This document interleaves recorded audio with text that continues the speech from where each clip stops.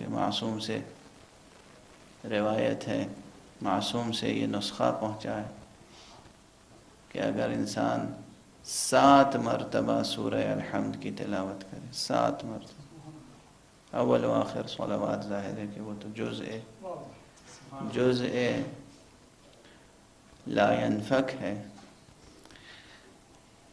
7 مرتبہ سورہ مبارکہ حمد کی کوئی تلاوت کر کے اور دعا کرے کہ پروردگار میرے اندر جو روحانی بیماریاں ہوں، جو جسمانی بیماریاں ہوں، شرک، کفر، حسد، کینہ، بغض، طیش، غضب، شہوت، جو کچھ ہے اسے دور فرما، ہمارے جسم کے امراض کو بھی دور فرما.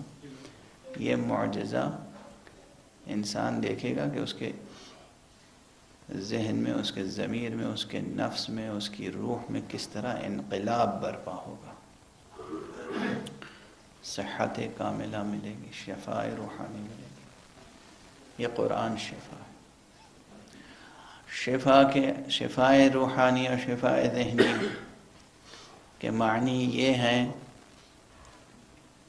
کہ جو اخلاقی برائیاں ہیں وہ تو دور ہوں گی ہی، جو فکری الجھنیں ہیں وہ بھی دور ہوں گی.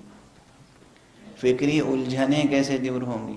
جو پرابلمز ہیں، جو کویسچنز ہیں، جو سوالات ہیں، جو برننگ ایشوز ہیں، جو فکر انسانی کو فلسفیانہ اعتبار سے، حکیمانہ اعتبار سے یا نفسیاتی اعتبار سے پریشان کرتے ہیں، یہ بھی دور ہوں گے، یہ حل ہوں گے.